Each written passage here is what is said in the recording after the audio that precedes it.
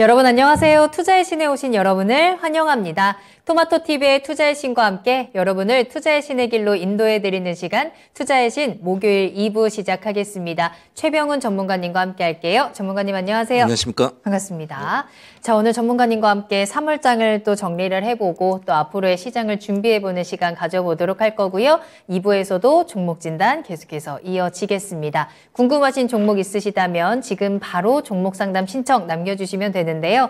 먼저 유튜브를 통해서 함께 하시기 바랍니다. 유튜브에 토마토 증권통 검색하고 들어오셔서 실시간 채팅창에 글 남겨주시면 되는데요. 종목명, 매수가, 비중 이 세 가지 같이 남겨주시고 구체적인 질문들이나 여러분들의 상황들 남겨주시면 맞춤으로 저희가 또 해결책 찾아보도록 하겠습니다. 자, 그리고 전화로도 상담 가능합니다. 02-325-8200번 325-8200번 문의 전화 활짝 열려 있으니까요. 2부에도 여러분들의 많은 이용과 참여를 부탁드리도록 하겠습니다. 자, 그러면 2부 함께 하시는 분들도 출석 체크하면서 시작을 해봐야 되겠죠. 자, 서당계 1년차님 다시 출석 체크해야 하나요? 라고 하셨는데 1부 거의 끝날 때쯤 오셨잖아요. 출석 체크 다시 한번 제대로 하시길 바라겠고요. 벙벙님 오셨습니다. 화양연화님께서도 출석 체크 다시 해주고 계시고요. 진달래님 또 반갑게 손은 들어주시네요. 작은 소나무님과 또 양병덕님께서 글 남깁니다. 글 하셨는데 좋아요. 글 남겨주시는 거 너무 좋고 종목도 같이 남겨주세요. 종목명, 매수가, 비중 남겨주시면 되겠습니다. 오인회님께서도 출석하시고요. 반올림님께서도 2부 출석하셨네요. 반올림 100%님이 입에 붙어가지고 뒤에 100% 없어지니까 조금 어색해요. 자, 그리고 보르테님께서도 2부도 반갑습니다. 가을이님 출석 체크하도록 하겠고요. 추세상승님 반갑습니다. 잘 오셨어요? 포카페이스님의 출석 체크까지 가보도록 할게요. 자, 그리고 마그마님의 이름도 보이고 있고 가을이님께서 오늘 3-3번 도전하고 하셨는데 자, 종목 올려주시고 과연 이 시간에는 종목 상담 당첨이 될 수 있을지 저희도 같이 지켜보도록 하겠습니다. 만약에 오늘 계속해서 당첨이 되지 않으신다면 최근에 저희 토마토TV에서 진단했던 종목일 수도 있어요. 저희 유튜브 들어오셔서 종목 검색해보시면 최근에 했던 진단들 보실 수 있으니까요. 그 부분도 한번 참고를 해보셔도 도움이 될 것 같네요. 자, 그럼 여러분들께서는 지금부터 빠르게 종목 상담 신청 남겨주시고 문의 전화 주시면 좋겠고요. 저희는 오늘장 꼼꼼하게 분석을 해보도록 하겠습니다. 자, 전문가님 오늘장 어떻게 보내셨어요? 네, 전체 장이 조금 바뀌는 것 같습니다. 제가 지난 3월 달에 한 좀 변화가 있지 않을까, 이제 4월부터. 근데 4월부터 코스피가 좀 더 강하게 가지 않을까, 이제 2분기는 그런 네. 전체적인 생각이 좀 들었고요. 요즘은 뭐 대형주고 소형주고 어떤 이슈가 나오면 그냥 돈이 몰리거든요. 한 번에 딱 가버려서, 그래서 너무 계속 시세만 보고 따라다니다 보면 내가 갖고 있던 팔고 나서 그냥 다른 데 가 있으면 이게 뛰거든요. 그래서 좋은 주식은 좀 급하게 서둘지 말고 좀 갖고 있어야 되지 않을까 이렇게 보고 있고요. 네. 특히 뭐 외국인들은 이제 아직까지 특별한 어떤 추세적인 뭐 수급에서는 그러지 않는 것 같습니다. 오늘 이제 수급을 이렇게 보면 외국인들이 2625 코스피 샀는데 끝판에 이제 종가로 또 많이 들어왔거든요. 그래서 큰 의미는 없지 않을까 이렇게 보여집니다. 그래도 이제 수급이 개선되는 것 같습니다. 네. 그동안 그래도 외국인들이 조금 눈치 보고 확실한 수급이 들어오지 않는 것 같다라는 느낌이 강했는데 그래도 오늘은 장 막판에 수급이 좀 들어와 주면서 외국인들의 이런 매수 심리가 조금 나타나는 것 같았거든요. 자, 그렇다면 외국인들이 최근에는 어떤 생각을 가지고 우리 시장을 접근하고 있을까? 매수하는 종목들을 보면 조금 더 힌트가 될 것 같습니다. 외국인들 또 기관들 오늘 코스피에서는 어떤 종목 많이 샀을까요? 전체적으로 외국인 기관들이 이제 큰 손들이 사는 걸 행태를 이렇게 보면 네. 기관들은 좀 짧은 그리고 가격적인 메리트를 많이 보고 진입을 하고 단기적인 좀 더 단기적이고 외국인들은 가격 이런 거 보지 않고 큰 그림을 보고 그냥 뭐 가격 상관없이 사야 될 건 사거든요. 그 이제 보시면 오늘 외국인 같은 경우에 늘 외국인 들어오면 삼성전자 일단 사거든요. 네. 그다음에 LG엔솔루션을 사고 네. 이렇게 큰 주식을 이렇게 사는데요. 그다음에 기관들은 그냥 보면 SK이노베이션 이슈가 있었고요. 그다음에 롯데케미칼 가격 메리트 있고 그다음에 이렇게 SK그룹들이 많이 들어가 있거든요. 이슈 있는 거. 그래서 이슈가 빠르게 들어왔다가 이제 단기 매매를 하는지 모르겠지만 이제 그렇고요. 기관들은 하이닉스를 주로 매매를 많이 해요.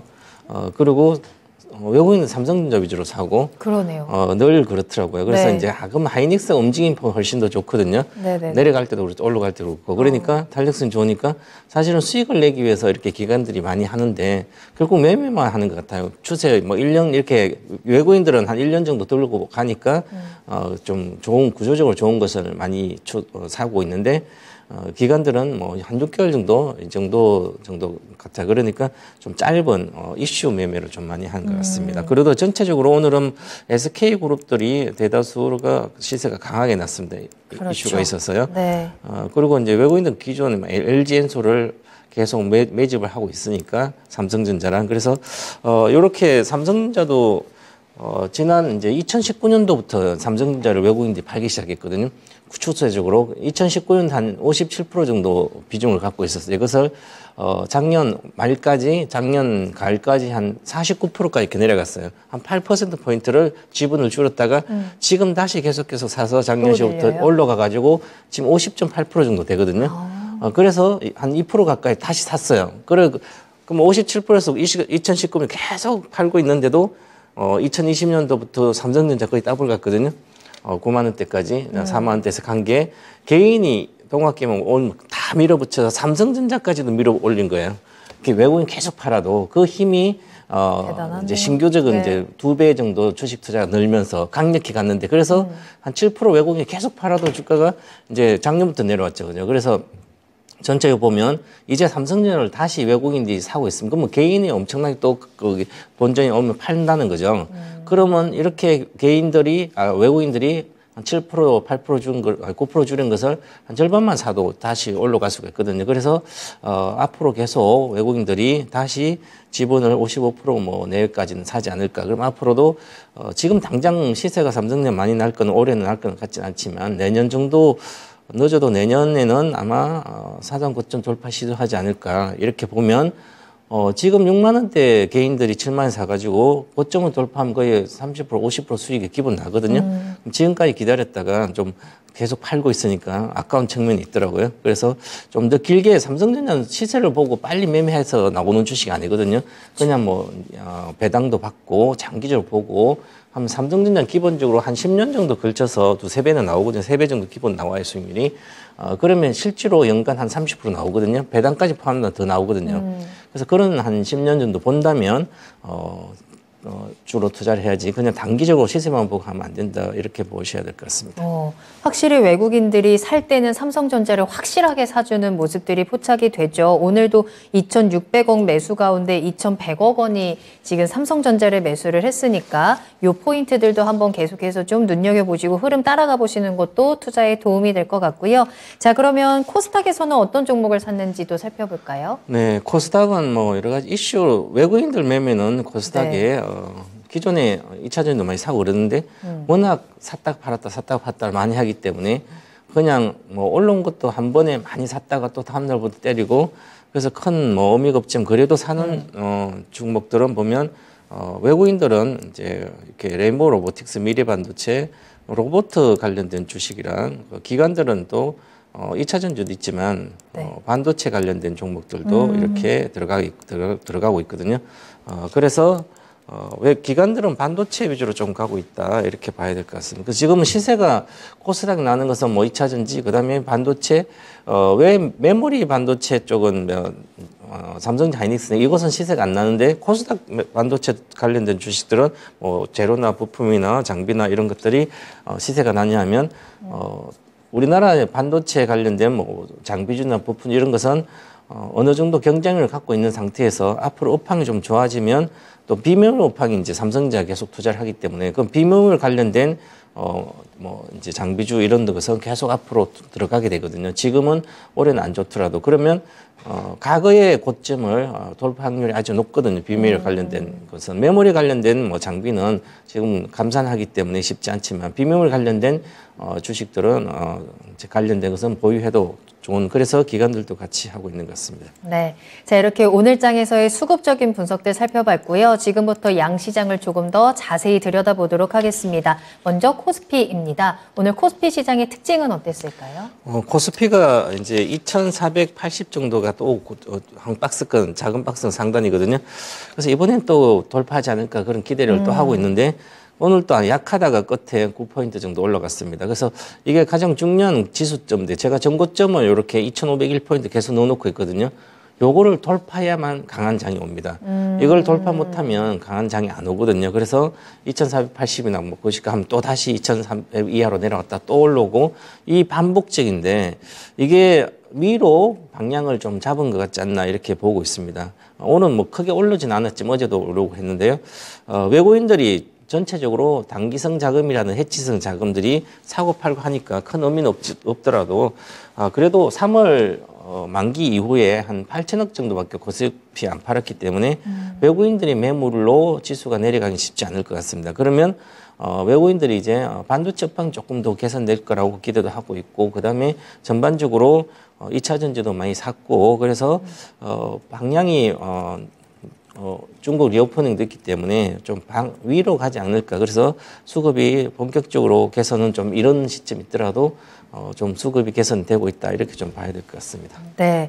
특히나 금융 리스크가 어느 정도 완화가 되면서 시장의 분위기는 확실하게 조금 더 긍정적인 흐름으로 나타나고 있는 것 같습니다. 코스피도 조금씩 계속 고점을 높여가곤 있는데 이 상승 추세가 계속 이어질지 말씀해 주시는 2,500포인트를 확실하게 뛰어넘어줘야 할 것 같은데요. 그 흐름들 지켜보도록 하겠고요. 그리고 오늘 시장에서 강했던 쪽은 어느 쪽을 볼까요? 늘 2차 전지는 늘 강해요. 그죠? 맞아요. 그래서 꾸준히 강해요. 2차 전지 어떤 주식이든지 최소한 비중을 30%는 갖고 있으면 네. 수익이 안 나고 있더라도 다 회복하고 그다음에 또 수익이 나거든요. 그래서 서둘지 않으면 항상 오늘 SK 이노베이션도 보듯이 갖고 있으면 올라가거든요. 그래서 2차 전지는 포트에서 반드시 있어야 되죠. 그래서 지금도 세지만 향후에도 마찬가지고 뭐 내려가면 또 올라오고 사상 고점을 늘 돌파하는 그 업종들이 종목들이 2차 전지이기 때문에 과거 2016년부터 늘 주식을 30%를 갖고 있었으면 그게 몇 배가 나면 거의 계좌가 따블이 나오거든요. 그래서 지금도 괜찮은 종목들은 많이 올라간 종목은 수익이 크지 않겠지만 앞으로 실적이 계속 꾸준히 좋아지는 것 중에 가격 메리트인 종목들은 지금 사놔도 또다시 뭐 하반기 되면 수익이 크지 않을까 이렇게 보고요. 네. 그래서 이제 특히 오늘은 2차전 화학이 좀 강했습니다. 화학이 강한 것은 화학 종목도 뭐 롯데케미칼은 2차 전지가 있고 소재, 그 다음에 대한유화도 뭐 믿고 있고요. 그 다음에 한솔케미칼이다. 다 보면 화학 회사들은 소재 회사이기 때문에 2차 전지 관련된 소재를 같이 합니다. 그래서 세고 특히 SK 이노베이션은 오늘 뭐 이제 주주 진화 정책으로 인해서 이슈가 주총 끝나면서 이슈가 나와서 SK는 크게 올렸습니다. 하루에 18%가 올라갔다가 지금 그래도 잘 끝났거든요. 그러면 이쪽은 사실 SK 이노베이션과 롯데케미칼 이런 쪽은 시세가 거의 안 나는 바닥 계속 머물고 있었거든요. 그래서 이제 좀 실적이나 여러 가지 개선이 또 업황 개선도 여러 가지 좀 늦어져서 그런데요. 전체적으로 화학도 업황 개선이 하반기 좀 될 걸로 보이기 때문에 이젠 화학도 업황 개선되고 그 다음에 소재는 좋으니까 그러면 같이 양쪽 쌍두마차 좋기 때문에 우상향이 나올 수 있는 겁니다. 그래서 리스크가 적은 구간에 들어가서 수익이 크지 않더라도 충분히 초보자들도 할 수 있는 그런 영역이지 않을까 그렇게 보여집니다. 특히나 지금 우리 개인 투자자분들이시라면 2차 전지 종목 가운데 안 오른 게 뭐가 있을까? 또 그 가운데서 내가 어떤 종목들이 조금 더 상승의 가능성이 있을까? 이 부분을 또 찾고 계실 것 같아요. 자, 관심 종목들 매수 문의도 남겨주시길 바라겠고요. 자, 그렇다면 오늘 코스피에서 약했던 업종은 어디를 봐야 할까요? 네, 은행은 뭐 전 세계적으로 다 약하고요. 그다음에 통신은 경기 방어주라 이렇게 이야기하거든요. 경기가 나쁠 때 통신, 그다음에 유틸리티, 전력, 뭐 전기 관련된 이런 쪽은 특히 이제 에너지도 그렇고요. 네. 그래서 이쪽은 계속 약한 쪽입니다. 작년까지 이제 러시아 우크라이나 전쟁이 있으면서 에너지 관련 주식이 작년에 좀 많이 올랐거든요. 그러면 에너지 관련 주식은 물려서 계속 있으면 끝없이 물려 있게 됩니다. 이게 계속 추세적으로 에너지가 성장을 하는 게 아니기 때문에 그리고 잠깐 내가 장이 나빠가지고 아, 나는 경기 방어주로 가가지고 덜 깨지겠다 이런 생각을 개인들이 많이 하거든요.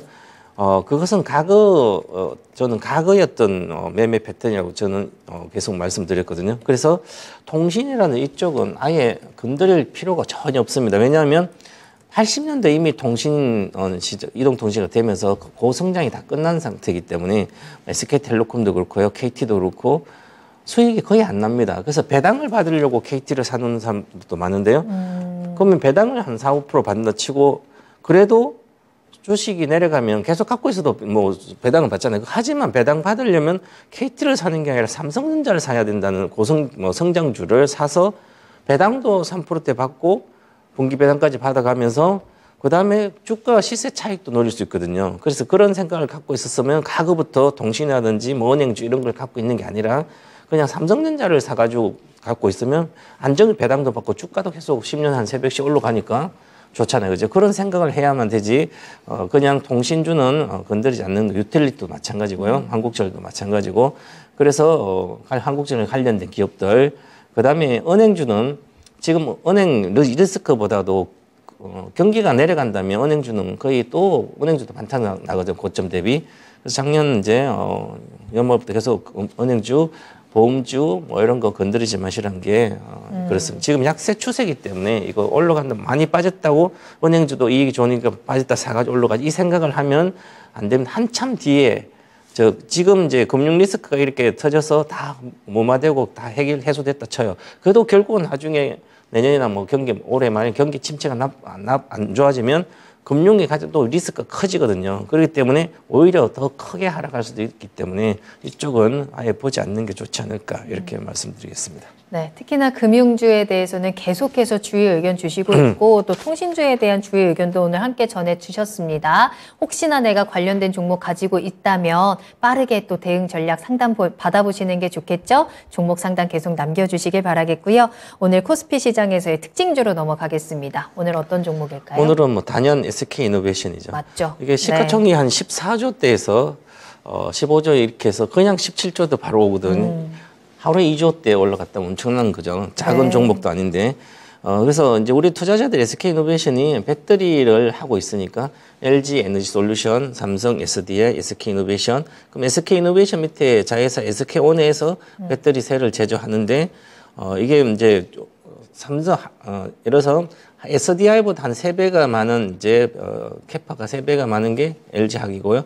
요 이제 SK온보다 한 2배 정도 좀 한 2.5배 정도 많은 게 또 LG 에너지 솔루션이에요. 그러면 SDI보다 SK이노베이션이 수주받은 게 더 많고 아주 큽니다. 그런데도 주가는 계속 못 갔던 게 이제 SK온이 자회사로 있는데 SK온을 상장시킨다는 하게 되면 굳이 SK이노베이션 가지고 있을 필요도 없지만 또 정유는 SK이노베이션 정유 사업을 하기 때문에 정유는 이익이 잘 나고 있습니다. 지금도. 그런데 거기에 SK온에서 구조적으로 어떤 성장이 아직까지 보여주지 못하고 있어서 그런데요. 근데 오늘 이제 주주 친화 정책이 아주 의미 있게 나왔습니다. 10% 정도 자사주를 사서 소각을 하는데 대신 SK온 주식을 주주들한테 SK이노베이션 주주한테 SK온 주식을 주게 되면 SK온을 상장시키면 되거든요. 그때 시점에 한다고 그랬으니까 그러면 뭐 한 24년도 말이 하반기나 25년도 정도 상장을 하게 되면 아니면 내년에 하게 되면 SK온 상장하면서 그러면 SK이노베이션 주주도 달려주면서 SK온의 대규모 자금을 조달할 수 있거든요. 뭐 LG의 엔솔 10조 이상을 또 조달했듯이 그러면 이것도 기본적으로 뭐 한 5조에서 10조 이렇게 조달해서 SK온에서 조달하는 자금도 해주고 하면 되니까 그래서 아주 좋은 상태고 그다음에 가격 메리트가 아주 좋은 상태에서 이렇게 호재가 나오니까 하루에 그냥 18%까지 뛰는 거죠. 워낙 가격이 15만에서 16만 원 왔다 갔다 있었으니까 아무나 그냥 들어가서 사도 되거든요. 그래서 가격 메리트가 있으면서 앞으로 실적도 우상향 될 일이 있으면 한번 사면 팔면 안 되거든요. 그래서 이런 주식은 아직도 더 추가 상승률이 있기 때문에 지금 사도 충분히 단기적으로도 10%는 날 수는 있겠지만 길게 보더라도 하반기에 SK온이 아마 4분기 정도 늦어도 아마 흑자 전환되지 않을까 배터리 셀 쪽이. 그러면 올해 시세가 아마 크게 나든지 아니면 내년부터는 24년도, 25년도, 특히 25년도는 SK온이 캐파 매출이 급격히 뜁니다. 그래서 내년부터 뛰기 시작하는데 하반기부터 특히 그러면 올해 늦어도 올해 하반기는 아니면 내년 상반기 때 이 SK이노베이션 주가는 한번 크게 뛰어서 21년도 30만 원대 초반이었는데 그걸 아마 돌파하지 않을까 이렇게 보여지기 때문에 지금은 뭐 요즘 2차 전지 종목이 이렇게 안 간 주식도 있는 것들은 그냥 실적이 계속 좋아지기 때문에 사놓으면 그냥 100% 먹어요. 1년을 기다리면 거의 100% 나옵니다. 대다수 종목이면. 예를 들어서 요즘 뭐 전해질 안 가는 건 후성도 12,3천원 지금 뭐 18,000원이니까 7,000원. 이것도 2만 원대 또 갔거든요. 그럼 100% 나오잖아요. 그래서 내가 계좌를 지분을 이제 한 10% 비중 이렇게 사는 게 아니라 한 30%에서 50% 이렇게 30% 정도 사놓고 기다리면 바닥권도 기다리면 거의 100%나 팔면 계좌는 급격히 올라가거든요. 그래서 이것을 몇 번만 해도 돈은 쌓여갑니다. 그래서 지금은 이렇게 이런 주식뿐만 아니라 2차 전지 관련된 종목들은 양극재만 보시면 안 되고요. 나머지도 이제 주변으로 이제 매기가 확산되고 있기 때문에 보시면 수익이 아주 잘 날 거로 봅니다. 그걸 기다리는 주식이고 이런 주식들은 전부 다 장기 투자는 도는데 물론 이제 비교를 할 때 SK이노베이션, LG 에너지 솔루션, 삼성에 뭘 가져올까 이렇게 골린다면 자기가 좋아하는 걸 해야 되는데 지금은 이제 모멘텀이 생겼습니다. 이게 그래서 이것도 괜찮다 이렇게 말씀드리는 겁니다. 네, 이 SK이노베이션의 주주 친화 정책이 파격적인 주주 친화 정책이다라는 평가를 받고 있더라고요. 이노베이션뿐만 아니라 SK그룹주 전체적인 주가 상승을 이끌었던 이슈였습니다. 자, 이제 여기에 4분기의 실적 개선과 함께 주가 더욱더 상승할 수 있는 가능성까지 체크를 해드렸으니까요. 이 관련해서 조금 더 투자 전략들 한번 고민해 보셔도 좋을 것 같아요. 자, 그럼 이번에는 코스닥 넘어가겠습니다. 코스닥 시장의 특징은 어땠을까요? 네, 코스닥은 뭐 좀 빠지면 금방 올라오고 빠지지 않아요. 그냥 강세가 지속됩니다. 2차 전지 때문인데요. 그다음 외국인은 뭐 계속 팔고 있어도 우리 투자자들이 뭉쳐가지고 시가총액 높은 2차 전지랑 그다음에 뭐 셀트론도 있고요. 그다음에 반도체 관련된 종목도 단단한 기업들이 많이 시가총액 100대 안에 많이 많으니까 네. 개인들이 강하게 매기가 이쪽으로 한쪽에 몰려 있으니까 외국인이 팔든 말든 주가는 괜찮거든요. 그래서 지금 강세가 계속되고 있고요. 특히 2차 전지는 뭐 계속 양극재가 안 꺾이고 있기 때문에 계속 강한 지수도 강하게 있고요. 그다음에 새로 여기서 반도체가 또 강하게 들어가 있기 때문에 그리고 뭐 로봇도 여러 가지 있고 해서 이쪽에 이제 보면 기대를 제가 이렇게 보면 반도체 쪽은 기대가 너무 크지 않나 이런 생각이 좀 들고 있습니다. 그래서 1분기 실적이 5월 중순까지 나올 텐데 그런데 반도체 관련된 장비뿐만 여러 가지가 실적이 급격히 줄 걸로 보입니다. 그러면 줄면 우리가 기대했던 것만큼 그 실적도 안 나오고 아니면 오히려 적자가 심해진다면 그때 하면 이미 늦습니다. 그래서 이 반도체주는 옥석을 가려서 좀 해야 된다. 이렇게 말씀드리겠습니다. 좋아요. 자, 그렇다면 그 옥석 가리기를 하는데 특징주를 통해서 좀 힌트를 주시면 좋을 것 같아요. 네, 뭐 요즘 하나마이크론도 그렇고요. 장비주도 괜찮은데 물론 이제 재료주 중에서 특별한 재료주를 소재는 특별한 걸 사야 되거든요. 이 솔브레인처럼 이렇게 솔브레인은 오늘 시세가 괜찮은데 요 우리나라의 시가격 분야의 1인자 미일인자. 그래서 1인자라는 것은 1등이기 때문에 늘 1인자예요. 1등 하는 거예요. 그러면 업황이 안 좋아서 지금 이제 소재가 시가격이 덜 들어가겠죠. 감사하니까. 네네. 그래도 어느 정도 안정적으로 이익을 내고 있습니다. 그렇기 때문에 안정이익이 내다 이제 업황이 좋아지면 그렇게 좀 좋아지겠죠. 그래서 이 업황이 개선돼야만 소재는 업황이 확실히 바닥을 찍고 올라가야만 실적이 나오거든요. 근데 우리가 이제 일반적으로 뭐 미국 마이크론에서 그런 얘기도 했지만 한 3분기나 업황이 개선되려고 그러면 7, 8, 9월이죠. 3분기 7, 8, 9월 달에 과연 업황이 개선될까? 이렇게 개선될 거라고 얘기를 좀 나오고 있습니다. 아직은 멀었다 하는 분도 있고. 그런데 제가 보기에는 아직 좀 빠른 입장이 같습니다. 그래서 그래도 7, 8, 9월 달에 업황이 턴을 바닥적 턴을 한다면 주가는 그 전에 올라가기 때문에 바닥을 찍기 때문에 하반기 업황 회복의 기대감 때문에 이렇게 주가가 시세가 좋은 편이고요. 특히 솔브레인은 비메모리 모멘텀이 많습니다. 그래서 비메모리 관련된 산업이 우리 이제 삼성전자 본격적으로 앞으로 10년 동안 계속 할 텐데 그러면 솔브레 뭐 하이닉스도 들어가고 삼성전자 들어가고 다 들어가고 있기 때문에 비밀의 모멘텀을 지속적으로 장기적으로 보면 받지 않을까 이렇게 보면 장기적으로도 괜찮은데요. 주가는 이미 뭐 21년도 고가 근처까지 오고 있기 때문에 주가 측면은 좀 고려하면서 장기적으로는 기업은 특히 특별한 기업이다. 이렇게 봐야 될 것 같습니다. 네, 이 반도체에 관심 가지고 계신 분들은 이 반도체에 대한 기대감은 조금 더 차분하게 옥석 가리기로 신중하게 접근해야 된다라는 점 참고를 하시면서 오늘의 특징주였던 솔브레인도 함께 체크를 해보시면 좋겠네요. 자, 이렇게 해서 최병훈 전문가님과 함께 오늘 장을 꼼꼼하게 분석을 해봤습니다. 이 가운데서 여러분들은 어떤 힌트를 얻으셨는지 궁금하고요. 그럼 지금부터는 종목 진단을 통해서 조금 더 구체적으로 꿀팁들 전해드리겠습니다. 종목 진단 바로 시작할게요. 궁금하신 종목명, 매수가 비중 지금 바로 유튜브 실시간 채팅창에 남겨주시면 되겠고요. 전화상담 02325-8200번 활짝 열려 있으니까요. 지금 바로 전화 주시면 되겠습니다.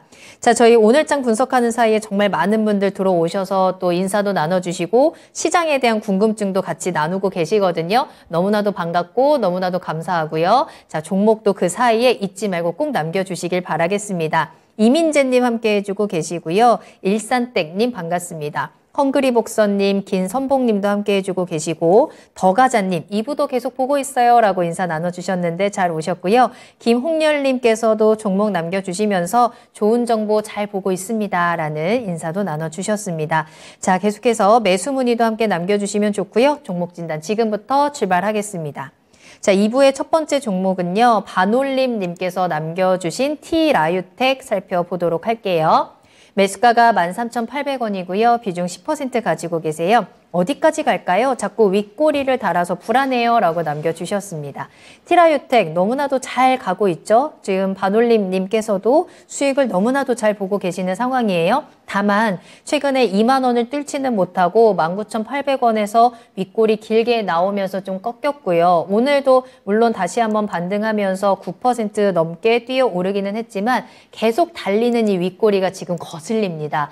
좀 불안하게 하는데 어디서 어떻게 대응을 하는 게 가장 수익을 잘 챙길 수 있는 방법일까요? 네, 주식 사는 시점은 뭐 문제는 없는데요. 뭐 수익 중인데 윗꼬리 차트를 캔들 차트는 배웠나 봐요. 이제 윗꼬리 이런 거 아시니까 이제 기본적으로 알아야 되죠. 당연히 매매할 때는 그러면 이 회사가 이제 티라유텍은 하이닉스라든지 뭐 이제 그다음에 디스플레이 업체 이런데 주로 자동화 공장에 그 솔루션을 제공하고 있습니다.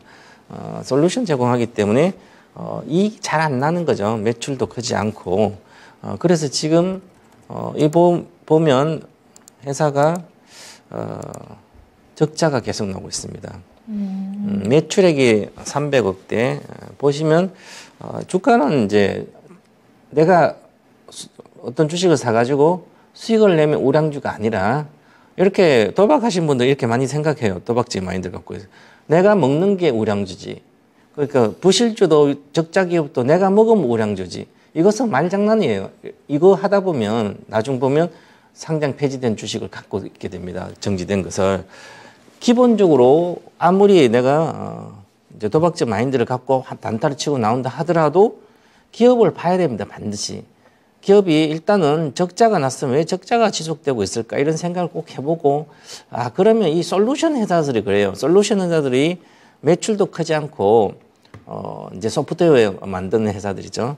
소프트웨어는 이제 인력 인건비가 가장 크거든요. 그럼 앉아서 이제 만드는데 작은 회사들 중소기업들 대다수입니다.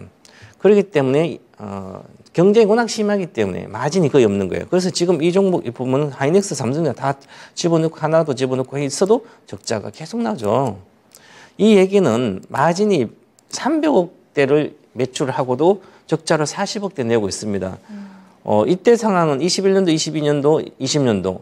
그럼 20년도는 코로나 시대 때는 솔루션 회사가 괜찮아야 되는데 이때는 온라인 시대니까 괜찮았는데 이 회사는 그게 아니라 공장에 드는 스마트 팩토리에 들어가기 때문에 그러면 스마트 팩토리 공장이 많이 지어가지고 돌아간 게 아니기 때문에요. 구조적으로 우리가 스마트 공장 하면서 뭐 로봇도 관련된 여러 가지 해서 막 하지만 실제로는 이익을 못 내고 있습니다. 그래 무슨 얘기냐면 경기도 안 좋아지고 하는데 공장을 지어야 새로 짓고 뭔가 여러 가지 하면 소프트웨어도 들어가고 다 들어가는데 짓지를 않는데 그러죠. 그럼 2차 전지를 많이 지으니까 그걸로 들어가면 모를까? 그러면 그러면 대다수 그쪽에는 대기업 재벌이 하기 때문에 주로 재벌 대기업도 들어가지만 크지는 지금 않고 그래서 이런 회사들은 경쟁이 별로 없는 거죠. 경쟁이 떨어져 있다. 이익을 못 내는 회사다. 그러면 당연히 기술적인 매매밖에 안 되는 거죠. 그래서 보시면 거의 지금 여기 고점 21년도 2월에 21,000원 고점까지 거의 왔죠. 그죠? 그럼 목표가는 이미 온 거나 마찬가지입니다. 그래서 지금 보시면 조정을 받고 거기 여기 윗꼬리 아랫꼬리 있었죠.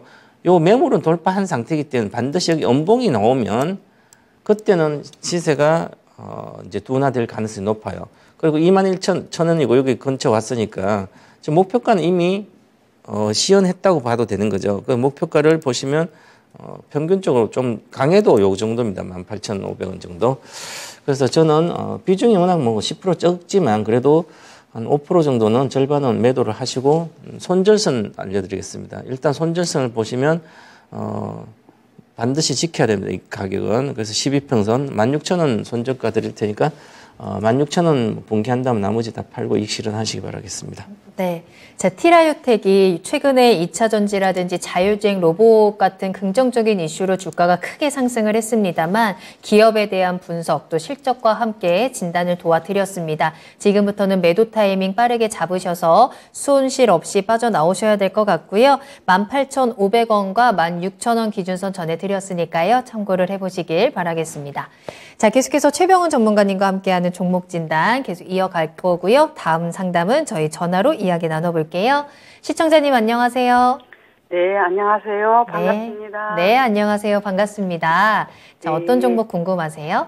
네, 예스케 하이닉스고요. 오, 네. 매수가랑 비중은요? 예, 매수가가 9만 원이고 비중은 10%입니다. 와우, 이제 거의 다 왔네요. 매수가까지. SK 하이닉스가 열심히 올라와가지고. 언제 매수하셨어요? 오래 가지고 계셨어요? 아니요. 최근에? 예, 산지 한 20일 되나. 아, 그러셨구나. 네. 네, 그래도 그 사이에 좀 하락 때문에 마음고생도 하셨을 것 같은데 다시 한번 반등 나옵니다. 어떤 게 가장 궁금하세요? 네, 이거 얼마 정도까지 올라가면 뭐 팔아야 지금까지 되는 쭉 끝자리까지 네. 갖고 가기는 그렇고 중간에 어느 정도 오르면 팔아야 되는데 네네. 예, 얼마 정도의 매도를 해야 할지 그것이 궁금해서 전화드렸어요. 알겠습니다. 매도가 알아볼게요. 전문가님과 이야기 나눠보세요. 네, 예. 시청자님 안녕하십니까? 안녕하세요. 반갑습니다. 네, 밤늦게 전화 주시고 주식에 열정이 많으세요, 그죠? 네. 그래도 뭐 지금 88,800원이니까 뭐 본전이네, 그죠? 거의. 네. 원래 살 때 얼마까지 목표가를 하고 샀어요? 제가 살 때 한 9만 5천 원 정도까지 바라보고 샀는데요. 네.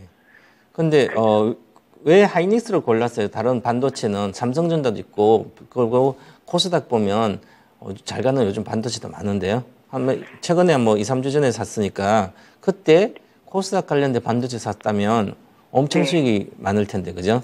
아니면 또 거래소 거 사고 싶으면 거래소 반도체 회사가 우리나라 반도체 제조하는 회사가 다른 회사 또 있는 거 아시는 거 있어요? 주식? 제가 하나 마이크론 네. 조금 샀다가 오늘 매도했거든요. 네. 18,000원대에서 매도를 했고 예스케 하이닉스는 그 전부터 좀 보고 있었던 건데 네. 많이 빠졌더라고요. 그러니까, 그래서 한번 그러면 단타로 좀 들어가 그 전에 주식한 지는 좀 되셨죠? 예, 조금 뭐 한 1, 2년 됐어요. 그러면 그 전에 하이닉스 사봤었어요? 옛날에 하이닉스 저번 참에 11만 원대 사가지고 13만 원대인가 그때 네. 좀 한번 팔아봤어요. 그리고 갖고 있다가 쭉 봤는데 이번에 좀 많이 빠지길래 조금 한번 그러니까 사봤어요. 이제 네네. 그 잠깐 이제 예를 들어서 짧게 먹고 나오고 또 먹고 나오고 9만 사서 9만 5천 먹고 나오고 또 하나 마이크론도 팔고 나오고 비중도 10%밖에 안 되고 이렇게 하시면 계속 힘들어요. 근데 반도체라는 거 기본적으로 메모리 반도체와 비메모리 반도체가 있고 그다음에 비메모리 반도체는 우리나라에 어떤 회사가 있고 그다음에 장비에서는 어떤 게 있고 이 공부를 먼저 하고 그 중에서 이익을 계속 늘어난 기업 사야 되고 반도체는 기본적으로 시향을 많이 타면 경기를 많이 타기 때문에 잘못하면 반타적도 나기 때문에 그래서 싸다고 위에 올라가서 많이 내려서 싸다고 사는 게 아니라 이 종목은 결국 메모리 반도체이기 때문에 이 메모리 반도체가 업황이죠. 이 실적이 늘어나려면 경기가 좋아야 되거든요. 그리고 그러면 경기가 좋아야 되니까 지금 경기가 좋아질 거라고 생각을 잘 못하고 있잖아요. 그럼 바닥이다. 작년부터 계속 바닥인데 아직도 바닥이 아닌데 그래서 이런 것은 수익이 별로 안 나는 거예요.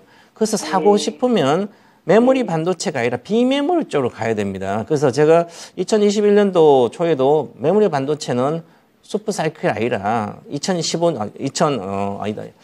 내년도 2024년도 뭐 되면 거의 메모리 가격이 반타작으로 내려갈 거라 계속 말 못 하겠거든요. 그 얘기는 이 업황을 전망해야 됩니다. 그래서 지금은 만약에 내가 우리 시청자 말고도 다른 시청자분들이 사고 싶으면 반도체를 하이닉스를 살 게 아니라 삼성전을 사든지 아니면 DB하이텍을 사든지 거래소는 아니면 코스닥에 가가지고 말 그대로 하나마이크로는 좋은 거 사셨는데 조금 먹고 나오고 빨리 팔고 하는 것보다는 오히려 갖고 있는 게 더 낫고요. 충분히 먹고 나와야 됩니다. 아직까지 이쪽은 비메모리 반도체 코스닥도 시세가 더 나야 되기 때문에 그래서 요것은 이제 파셔서 목표가는 95,000까지는 가는 것은 최근 들어 95,000이 최고가였기 때문에 아마 요거는 돌파할 걸로 보여요.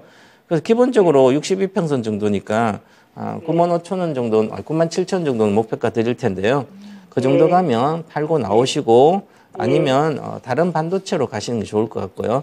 예를 들어서 2주 전에 SK하이닉스 산 게 아니라 메모리는 성장을 잘 못하니까 비메모리는 꾸준히 성장해요. 우리나라 최고의 비메모리 회사는 200mm DB하이텍이에요. 그래서 DB하이텍은 그러면 샀으면 4만 원대잖아요. 지금 6만 원대예요. 그러면 이거는 제가 DB하이텍은 장기적으로 8만 원도 돌파하고 뭐 저도 한 20만 원대 할 걸 보는데 그러면 그런 건 사놓고 계속 10%가 아니라 한 20, 30% 계속 사놓고 있는 게 좋은 거예요. 그래서 메모리를 고를 때 항상 이렇게 공부를 해서 고르면 다음부터는 더 실력이 더 쌓이니까 수익이 더 많이 났을 거예요. 그래서 하나 마이크로도 샀으니까 이쪽 관심이 있는 것 같아요. 그죠? 그러면 그런 공부도 하시고 지금은 보유하시고요. 반등 기간이니까 그냥 97,000원 정도인데 1차 목표가는 그 정도까지 가시고 지금 손절할 영역은 안 해요. 워낙 싸게 있으니까. 그래서 보유하시기 바라겠습니다. 네. 자, 97,000원 목표가로 매도 타이밍 잡아드렸고요. 오늘 전화 예. 주셔서 감사합니다. 예, 감사합니다. 네, 감사합니다. 자, 하이닉스 진단 도와드렸고요. 채팅창에서도 참 관심이 많으신 종목이었던 것 같습니다. 같이 참고를 해보셔도 좋을 것 같고 실적 발표에 대한 관심도 좀 궁금증도 가지고 계시는 것 같은데 관련해서 궁금한 내용들은 종목을 통해서 조금 더 구체적으로 이야기 나눠볼 테니까요. 종목명, 매수가 비중 남겨주시면 되겠습니다. 자, 저희 다음 종목 이야기 나눠볼까요? 홍마마님의 종목으로 이어가겠습니다. 러셀이라는 종목 살펴볼 거고요. 매수가가 4,200원, 비중 5% 가지고 계세요. 오늘 많이 올랐다가 내려왔는데 매도가 궁금해서 문의드립니다. 라고 남겨주셨고요. 러셀의 오늘 장중의 흐름을 보니까 굉장히 변동성이 컸습니다. 갑자기 한 1시 구간이었나요? 갑자기 뛰어오르면서 5,600원까지 올라갔다가 내려왔죠. 그래도 10% 상승 유지하면서 4,795원에서 거래를 마쳤습니다. 이 러셀 로보틱스가 한국 제11호 기업 인수 목적을 흡수 합병했다라는 소식과 함께 주가가 급등을 했고요. 조금 윗꼬리를 달기는 했지만 계속해서 또 상승하는 흐름들 유지하고 있는 상황인데 목표가를 어디까지 잡으면 좋을까요? 오늘 급등을 했기 때문에 목표가 이미 왔는데요. 그래서 보시면 러셀은 정착 장비 관련 중고 관련 장비 회사인데 네. 그래서 이것은 그냥 실적도 잘 안 나고 그냥 테마로 움직여요 거의.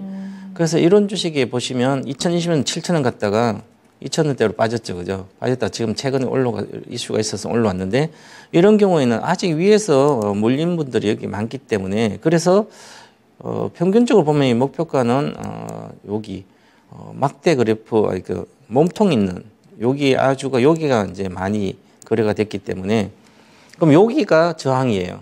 저항이란 것은 결국은 5,000원부터 시작해서 5,800원 사이에 강력한 저항이 있기 때문에 그러면 테마가 불어가지고 드르륵 올라오면 5,500원부터 보고 있다가 팔아야 되는 거죠. 일단은. 그럼 오늘 충분히 5,500원, 5,650원 왔네요. 그럼 5,500원부터 보고 내가 아침부터 이제 보고 있다가 아니 안 봤으면 5,500원부터 이제 매도를 걸어 놓으면 돼요. 내가 이제 바쁘잖아요. 바빠서 생업에 종사하다 보면 낮에 장을 못 볼 수도 있어요. 만약 그러면 이 주식이 저항이 어딘지를 고민해서 기본적으로 미리 서버에 저장해서 매도를 걸어 놓으면 되거든요. 매도를 1차적인 목표는 5,300원이기 때문에 그러면 5,300원에 내가 갖고 있는 1,000주가 있으면 한 300주 매도 걸어 놓고 그다음에 평균적으로 이제 5,800원 정도 5,700원, 800원 되네, 그죠? 그럼 5,800원에 30% 걸어놓고, 이렇게 걸어놓고 있으면, 언젠가 잠깐 테마 불어서 칠 때 체결이 됩니다.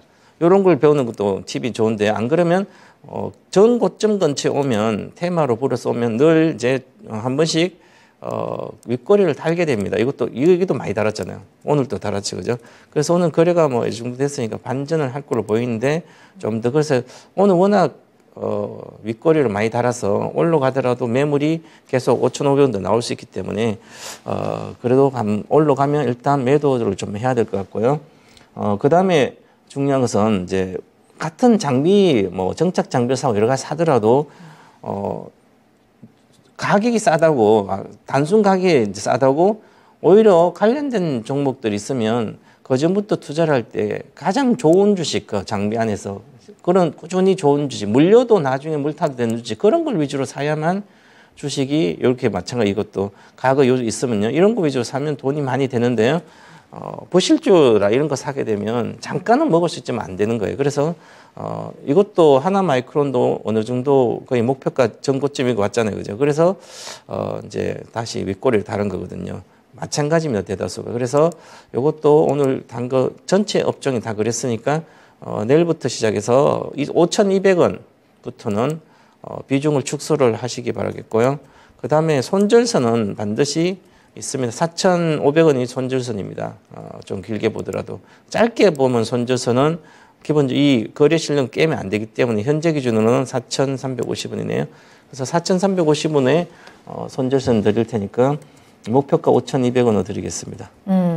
자, 5,000원에서 5,800원 사이가 매도 타이밍이 될 것 같고요. 5,200원, 5,300원부터는 조금씩 비중 축소하시면서 수익 챙겨 나오셔야 될 것 같습니다. 또 4,500원, 4,350원 아래로 내려가지 않도록 그 부분도 함께 신경을 써보셔야 될 것 같네요. 참고하시길 바라겠습니다.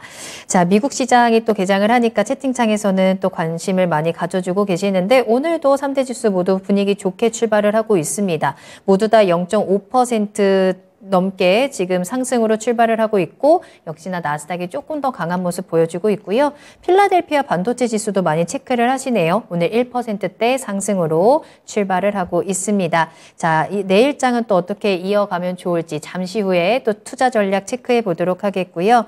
혜빈님께서 카카오는 언제 움직일까요? 라는 질문 남겨주셨는데 이거 어제 저희 진단한 것 같거든요. 한번 저희 유튜브에 들어오셔서 참고를 해보셔도 좋겠습니다. 자, 그러면 다음 상담 한 가지 더 살펴볼 텐데요. 전화로 이야기 나눠볼게요. 시청자님 안녕하세요. 네, 안녕하세요. 수고 많으십니다. 네, 안녕하세요. 반갑습니다. 오래 기다리셨고요. 어떤 종목 궁금하세요? 네, 동국제약. 동국제약. 매수가랑 비중은요? 예, 15,000원에 30%입니다. 15,000원에 30%. 알겠습니다. 오늘 동국제약이 그래도 올랐네요. 네, 자, 오늘 조금 오래돼요. 오늘 그게 한 달 됐는데. 그러셨어요. 알겠습니다. 자, 요 수익을 좀 잘 챙겨가면 좋을 텐데 어떤 게 가장 궁금하실까요? 제 선생님이 하도 진짜 저번에도 옛날에도 DB 하이텍인가 그거 좋다고 해갖고 좀 사가 돈 좀 많이 버리거든요. 그래서 제 선생님이 최고로 내가 볼 때는 이 나와서 하는 게 최고로 나아요. 그래서 내가 오늘 역부로 오늘 이거 보고 내가 전화를 했습니다. 제 선생님 함께 한번 도움을 받으려고 또 이거를 지금 동국제약이 내가 볼 때는 주식이 좋고 흐려서 샀는데 뜯는 거 이제 한번 물어보고 싶어서 그랬습니다. 네, 좋습니다. 안녕하세요, 시청자님. 네, 선생님 수고 많으십니다. 밤늦게요. 제 선생님 동방마사가 사준 걸로 돈 벌었는데 그럼 제가 준 걸로 또 돈 벌어야지 왜 본인 걸로 돈을 벌려고 그래요? 이제 제가 벌어준 것도 다 깨먹으시려고. 벌었으니까 이제 지키기 위해서 아주 싼 거. 제약주는 많이 내려왔으니까 이제 싸니까 이거는 더 이상 이렇게 싼 것을 사니까 엄청나게 빠졌네. 그럼 주식 올라가겠지. 주식이 빠졌다고 올라가는 게 아니라 기업이 좋아져야만 올라가는 거죠. 그러면 제가 여기서 이 시간에도 마찬가지 특징주, 그러면 그거 중에 아무거나 사도 다 올랐어요. 그죠? 그러면 그렇게 사야지. 왜 제가 좀 바이오주 건드리지도 말라고 그랬는데. 제약주도 그렇고. 제약이 이게 인사돌 만드는 회사. 오라메, 그 마데카솔 만든. 얘가 뭐, 그 인사돌하고 마데카솔을 갑자기 막 엄청나게 누가 뭐 사가지고, 기업이 실적이 확 좋아질까요? 그런 회사 아니잖아, 제약회사. 예. 사람이 자꾸 쭉 줄어드는데, 그럼 이거 기업은 과거에 그때 당시는 비이성적으로 사람들이 바이오주나 이런 거 있잖아요. 다들 코로나 때문에 와, 폭포 쓰러지니까 이거는 뭐 조영제도 있고 여러 가지 있지만 아무 바이오만 붙어 제약만 붙어서 돈이 막 초보자들 와가지고 그냥 막 기업만 가격만 막 따라간 거예요. 가치를 보는 게 아니라 가격이 올라가니까 따라가면 이 주식은 제가 그때 20년도, 21년도 바이오 제약이나 특별한 거 만든지 않은 회사들은 앞으로 제2의 코로나가 생기지 않으면 이 고점을 절대로 돌파를 못한다.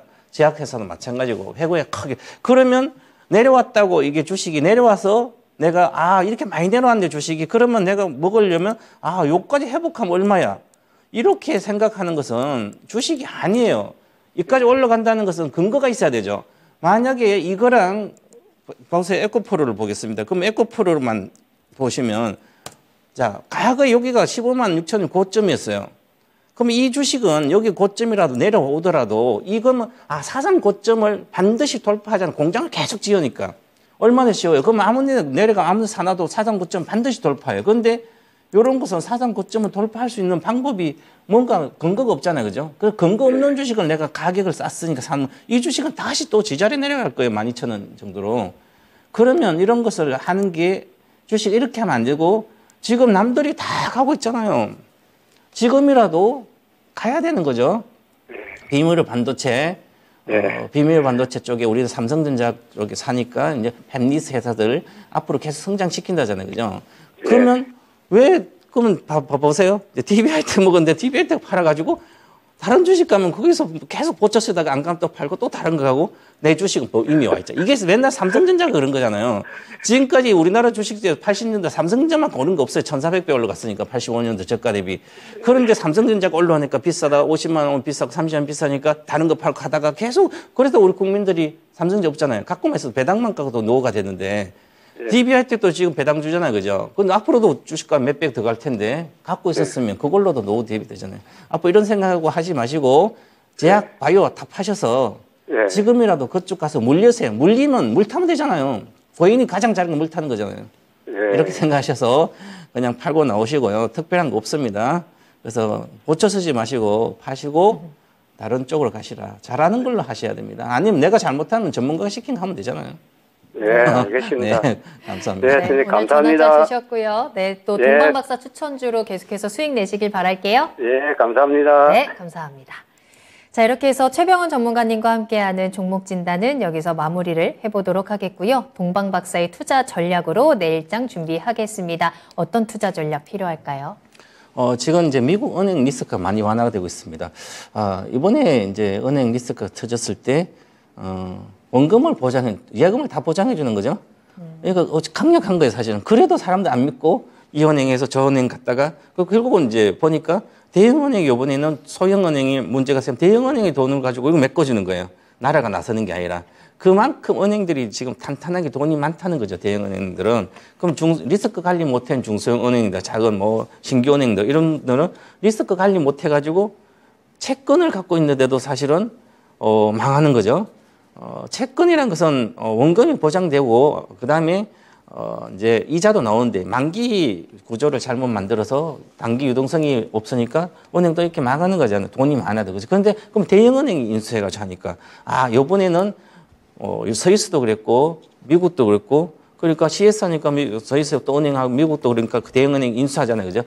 이번에 체제는 중소형 은행이 망하면 대형은행이 나서 하는구나. 그럼 이게 어느 정도 해결됐다는 거죠. 이렇게 되면. 그래서 리스크가 완화가 되는 게 나중에 이게 대형은행까지 문제가 된다는 것은 문제가 돼서 전체 은행 산업에서 이 은행 리스크가 커져서 막 주가도 폭락시키고 다 한다는 것은 경기 침체가 오래 지속돼야만 은행이 부실화되지. 그러지 않고는 그러지 않다. 이렇게 보고 자꾸 이제 요 은행 리스크가 가지고 미국 자꾸 등락을 하니까 주가가 오르락하고 그걸 보다 보면 큰 흐름을 볼 수 없고 빠져있기 때문에 불안 심리가 계속 가중되고 그건 이제 좀 더 완화됐다고 이제 해결됐다고 보고 이제 나머지를 보면서 해야 되는데요. 이제는 그러면 기준금리 인상이 사이클이 거의 뭐 이제 5월이나 아니면 뭐 7, 8월 때 한 번, 7월 달에나 5, 6, 7월 때 한 번 있으면 끝날 거 보이기 때문에 이제는 기준금리 인상 이 사이클 관련된 생각도 할 필요가 전혀 없습니다. 뭐 금리가 더 올라가서 악재로 반영, 이건 기준금리를 더해서 뭐 6%까지 이 악재가 더 이상 악재가 아니기 때문에 오히려 이제 기준금리 인상 사이클이 이제 어느 정도 동결되면서 유지가 되는 게 가장 좋아요. 오히려 인상 딱 인하로 바로 가게 되면 경기가 나쁘다는 얘기잖아요. 그래서 4월 13일 날 미국의 CPI 정도가 나오면 그때 3월 CPI인데 3월이 CPI가 의미 있게 둔화되는 게 확실히 즉 디스인플레이션이 어느 정도 시그널이 나온다면 지수는 그냥 갈 수밖에 없습니다. 그래서 좀 봐야 될 것 같고요. 그다음에 글로벌 지금 AI 열풍이 부는데 그래서 반도체 수요 회복 기대라고 마이크론에서 그러고 다 사람들 그렇게 이야기하지만 AI 열풍으로 지금 반도체 수요 회복이 기대한다는 것은 틀린 얘기다. 저는 이렇게 보고 있어요. 왜냐하면 물론 이제 오픈 AI부터 해서 이제 생성형 AI 이쪽은 성장은 맞습니다. 고성장하기 때문에 그런데 AI 관련된 이제 우리가 이제 인공지능해서 2016년도는 알파고하고 뭐 바둑 기사 싸워서 알파고 있어서 그때는 그래서 반도체 주식이 많이 갔죠. 그때는 메모리 반도체 즉 공부를 하려면 데이터가 있어야 될 거 아니에요. 그죠? 그래서 데이터 센터를 만든다고 메모리가 엄청나게 수요가 됐기 때문에 그때부터 메모리의 어떤 수요 열풍이 일어서 데이터 센터를 지금 25년도까지 계속 만들고 있습니다. 그러면 메모리에 대한 데이터 센터 만드는 것은 이미 거의 다 확보가 된 상태고요. 성장은 고성장을 못 한다는 얘기죠. 그다음에 그럼 비메모리 쪽에 이제 챗GPT 이렇게 서로 지능형을 이제 한 반도체가 뭐 엔비디아, GPT부터 이런 거 GPU부터 이런 이제 것은 단기간에 많이 소비가 되니까 천천히 되기 때문에 생각보다 그렇게 회복이 빠르지 않고 좀 느릴 거다 이렇게 보고 대응해야 될 것 같고요. 그런데 전반적으로 이제 바닥을 통과한 업황 바닥에 통과한다는 반도체 그런 기대가 있기 때문에 우리 나스닥 미국의 나스닥 우리 코스피 대만이 가끔 지수로 보면 전부 다 이평선이 60 모여서 이제 위 방향으로 고개를 들고 있습니다. 그 얘기는 IT 강국, 즉 반도체 강국이죠. IT 강국인 나스닥 코스피랑 그다음에 우리나라랑 대만 이쪽이 드디어 위쪽으로 좀 고개를 들고 있기 때문에 크게 시세는 나는 구간은 아니기 때문에 왜냐하면 반도체 바로 급격 회복한 게 아니고요. 아직 좀 봐야 되기 때문에 천천히 좀 작은 박스권에서 우상향을 하지 않을까 이렇게 보고 그래서 2분기부터는 4월, 5월, 6월 이때부터는 오히려 좀 더 좋아지지 않을까 이렇게 보고 있습니다. 그래서 지수는 좀 더 좋아진다 이렇게 보고 대응해야 되지 않을까 그렇게 보이고요.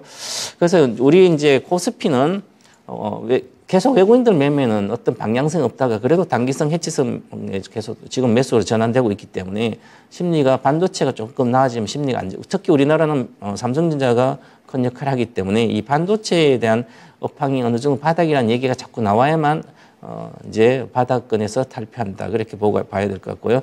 2차 전지는 뭐 계속 좋은 편이고 이제 하락이 좋아지고 있다는 것은 경기가 좀 나아지지 않겠나 이런 게 반영되고 있다 이렇게 봐야 될 것 같고요. 그다음 반도체가 매수세가 강화되고 있어서 특히 이제 코스닥 쪽에서는 많이 또 강화되고 있어서 전체적으로 좀 나아지는 장이다 이렇게 봐야 될 것 같고요. 코스닥은 2차 전지는 양극재가 안 꺾이는 이상 계속 코스닥 지수는 강세일 거고 그다음 반도체는 이미 우리가 21년도 지금 현재 반도체가 시세가 3월에 잘난 주식들은 이미 21년도 고점 근처까지 거의 다 왔기 때문에 이 중에서 선별을 잘해야 될 거예요. 만약에 그 고점권에 물렸던 사람 이제 팔게 되면 여기서 물리면 또 시간이 걸리기 때문에 실적을 1분기 실적 시즌이 조만간 도래하기 때문에 오히려 반도체 다 실적이 안 나옵니다. 하이닉스도 뭐 4, 5조 적자 뭐 이런 식으로 돼 있기 때문에 메모리 반도체는 업황이 빨리 반영되든 비메모리 반도체는 시간이 많이 걸려요. 그래서 특히 코스닥에 있는 반도체는 강세 때 위에서 샀을 때는 좀 비중 조절은 좀 해야 될 것 같고요. 그 다음에 특히 하반기 실적 개선이 불투명 반도체 관련된 주식은 이번에 3월달 지금은 4월 중순까지는 실적이 나오기 전까지 비중을 축소해야 된다. 아니면 적자 기업도 많이 나올 거고요. 실적이 급격히 내려가면 많이 나올 겁니다. 그래서 그런 거 선별해서 좀 투자를 해야 될 것 같습니다. 그래서 개인들은 장기 투자를 못하기 때문에 실적을 꼭 감안해서 하시라 이렇게 말씀드리겠습니다. 네. 자, 이렇게 해서 전문가님과 함께 내일장 전략, 투자 전략까지 지켜봤고요. 전문가님과는 여기서 인사드리겠습니다. 개편 이후에 최병훈 전문가님은 수요일에 만나 뵐 수 있을 것 같아요. 오늘 감사합니다. 감사합니다. 네, 오늘 저희가 방송에서 전해드린 내용은 투자 판단을 위한 참고 자료입니다. 투자는 투자자 본인의 책임과 판단에 따라서 이루어져야 한다는 점 다시 한번 유의해 주시기 바랍니다. 자, 그럼 투자의 신 오늘로써 마지막 인사를 드리고요. 다음 주부터는 새로운 프로그램으로 인사드리도록 하겠습니다. 자, 오늘도 끝까지 함께해 주신 모든 시청해 주신 여러분들 감사합니다.